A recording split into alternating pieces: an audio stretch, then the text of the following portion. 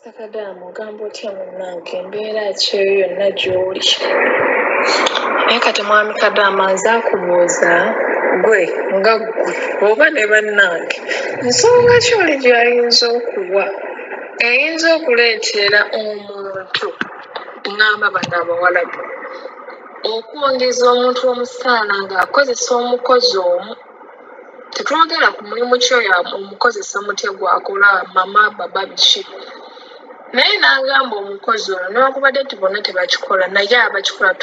tudde ku mukono gw'abakikola. Oli n'agamba nga wakajjajja tusayininga nusu lwenda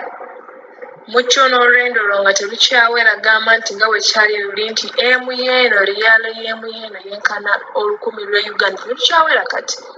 ziri 920 n'obutundutundu terukoona 1,000. Munnange oli n'agamba kamwongeremu 10 akole 1,000 akole akakadde. Kati n'amalako contract nga woobadde tewabadde nnyo mbeera eri awe kale we nga bigumiikirizika kankozesa bigumiikirizika kuba tewali nnyo bidyawo ngu birungi nnyo nga bigumiikirizika n'otuula n'okola ne renew myaka gye 2 egigwako n'okola renew. Mukama wo n'agamba kakoze renew katubutereko 3 afune kamu 3. Naye ng'alina omuntu omu ng'oyo bw'ati wengeti omu yajja n'apaakinga mu nju ye. Kati nekijja ku ffe tukolera kampani ye mukama waffe ye muwalabu waffe ye mama waffe ye baba waffe. Kati ye yankozesa n'asalawo wa gy'anankozeseza negoredde mikono gye. Naye nga if muffe baakozesa tusukka ne mbaana 1,000. Ayina abalenzi ayina abawala ayina abakyala ayina abasajja baakozesa tukola mu biyumba. Naye njagala mu kyumba ky'omuntu kikolemu omwezi gumu. Omwezi ogwo gumu antuuza obukadde 3,200 ngende mukolere mu kiyumba ekirala antunda obukadde 3,200 tutuuke mu sizoni y'ekisiiba nninnyise antunde 4,500. Nkola emyaka 2 gigwe wali ampa nusu lwenda. Alina experience amuwe 10,000 mukyo nga yali alina ensindalaba gye yali akozeeko ne bwaba mu Saudi ne bwebawane nga yali akoze ku Bwakadamu amuwe nusu 10,000. Contract eggweko ntunule ku akawunti nga sirina nnyo kindabayo lwansonga mwezi ngo olina wozipendingidde mu nsonga emu oba endala ozimalidde ku baana bizibu by'ewaka oguze kapolitiko ozimba biki ng'oyagala ennyumba yeggwe bintu bwe bityo. Naye nga kenkyuddemu nkola omwaka emirala 2. Mu kumaliriza okusayiningisa contract ey'omwaka omulala ogwokubiri emyaka emirala 2 giri giweddeko ng'omanyi sente meka zanyongeza anyongeddemu 15,000. Mukyo kitegeeza nti wemma mbadde nfuna nusu lwenda anyongeza kati nfuna kamu 5 1,050 simanyi ekyo buli nyinza kitemaatema kitegeera naye nga bwenyiza mu ssente zewaffe ez'ewaka nga ampa kamu 5. Naye ng'akozesa omuwendo gw'otayinza nakudda awo obale kubanga bwe nkugambye kampani nnene ayina abaana abawala ayina abalenzi ayina abakyala ayina biki mukyo nga buli mwezi antuna $3,200,000 nze ninako nusu lwenda. Nengenda nenkomawo ku ofiisi olunaku lwentudde ku ofiisi talunsasula teruliiko ne bwe nkungulawo weeks 2 kitegeeza bwe natandika okukola omusaala by the time of paying mu kaseera ak'okusasula ngenda kusangayo ezo ssente za weeks 2. Okitegeera ngenda kulwala yaŋŋamba nti yampa insurance naye nga insurance eyo terina na byekavalinga nnyo biri awo ogenda kulwala ogende mu ddwaliro. Obuzibu obuli nti kati ffe bagamba nusu 5 ye Omuwalabu zaggambye alaba nga mu bbiru jakubya kugambye ssente ntono naye gwe bw'ozza mu ssente ze ez'ewaka nti $50,000 nga Uganda ezo ssente zikola surgery sinakindi ku muntu mulwadde wa mutima naye ye Omuwalabu agambye 5 naye n'asirika ate ng'ogenda zisasula kati nimulina ogamba insurance ekavalinze eki. Kampani zino ekirungi kyazo kiri kimu nti ogenda okole mu nnyumba ng'oba owulira nga togisobola otambula odde ku ofiisi naye nothing kiri awo kyogamba nti pozikono n'ebizibuzibu ebiyinza okutukako biyinza okubeera ebitono naye ate nga nabyo bibeerawo kuba abaana bagenda mu miyumba omuwalabu n'agamba natakuwa mmere n'agamba kusente ze nasitudde ku ofiisi tekwadde emmere tebakusibidde binduumi ng'ebyo muceere ebikima gyani mata gogenda kwera challenges abaana bazifuna ng'oliyo settlement gyamukoledde omukolako kantu katono nnyo bwe kati bw'ofuluma ogenda okusulayo kasasiro n'akuggalire wabweru w'ekikomera kitegeeza essimu oba ogyerese mu nnyumba biki kati essimu zitubeera wano nga manyi oyo kubeera kwa akiba essimu yo ID yo ne ATM card yo buli lwoza okukozuuka nabyo buli kumakya bikeera kukola naawe kwegamba embeera bweti weebeekusanze ne bwe baba bakufulumiza bweru ng'olina ky'osobola okukola ki w'osobola okutandikira nakasanzeyo nga oli agamba ozijanyumya agamba nze omukazi yansibire wabweru paka eyandeeta bwe yakomyewo oba nnyusa oba kukola ki nanvuga nankomyawo ku ofiisi naye kati gwe bala mu musana guno kati kibale mumba tuli mu nti oba kiwafulumye toyambadde teweesabise ebiki omusana empewo byonna byebimu kitegeera naye n'okolera omuntu gwe kati tudda kuno ku Kadama TV ne tugamba omwalabu aganye tongeza sente omwalabu atongeza sente lisulube 200 lisulube naye n'olaba kampani enzito ng'okozesa abantu obungi bwe butyo tetuganye nti ye nja kujja ku ofiisi tukozesa amasannyalaze mangi ekizimba ayinza okuba ng'akisasulira emmere gyatuliisa nga n'emmere yennyini is not of test kuba ffe tudda ku ofiisi ne batufumbira omuceere ne bakuweerako ejja lya boyiro supu nga w'amagi baatokosezza amagi nga yesupu ne basiika ennyaanya n'obutungulu biki n'asumbula amagi n'agafumbiramu nga zenva zagenda obbawera ku magi si nkoko si ki okitegeera naye nga kitegeeza olunaku lwomazeewo gye mitwalo 3 kikola ki kitwale nti ya accommodation gw'okozesezza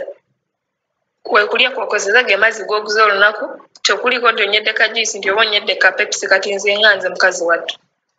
kawa ka pepsi ne ka juice okitegeera naye kati neweebuuza nti abantu nga bano gw'ogamba nti nze mukulaba okwangenda bafuna kinene okusinga oli alina omuntu omu sinakindi kati ng'embeera mwe tuli kolona biki bangi baadde tebakyakola naye naasigalawo nga akusasudde nga takutemye kuba sigamba nti bonna babi naasigalawo nga takutemye naye bano omuwalabu ye yasigala ayingiza kampani gyenkolera nze ngansi baasigala bayingiza abaana nga bayingira newankubadde nti kale tugambe nti Uganda baali basibyeyo naye nga atwaledde alina abaana abali munda abakola ki abakola ate nga ne mu bo mulimu abali bamazeko contract ng'alaba Uganda talina kyano n'olw'embeera ya quarantine weevuze ebyo biki n'asigala n'akikuba n'agattawo n'ayongawo koziko nekyeramu kyo kyenyinza okugamba topapa kusayininga contract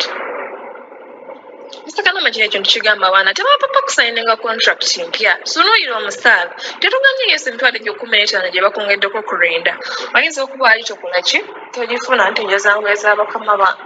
naye olwokuba nakedde ndiko ekintu ng'ekyo ekyanteema neerabira okusiba amazzi tebapapa kusayininga contract ekitegeera saka weebuuzeko ku banno jangu ku platforms nga zino eza Mr. Kadama teekayo audio ga mane contract yange awaddeko nkolera company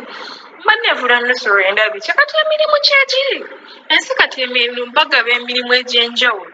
lwakumanti kale lumu kyoteekamu wano mu kugenda kiyinza okuba ekinjuko naye nga taakasaala kayinza okuba nga si kabi n'ova ku mitwalo 9 n'ogamba nti kati kanyingire kata kangendeko mu Kuwait natukayamba ogenda funa nusu 10,000 ze1,200,000 naye olw'okuba okyamuse nnyo wakolaba akawunti kuli ssente simanya nina akayimba kange enzimba bakwongeza gyese emitwalo 15 si ntono kuba mulimu abajja ku kiyo nga wali tozifuna ngoba twali tetuzifuna nga wali oweereza mmere mu woteri olunaku bakuwa 2,000 ogenda kutambula okuva wokolera paka gyosula bintu tubwe bityo naye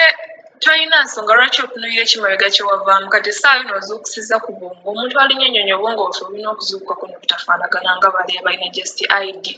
n'obukonge buno obulonda you have a passport obwongo buba bulina okuzuuka tosobola kumalako contract ya myaka 2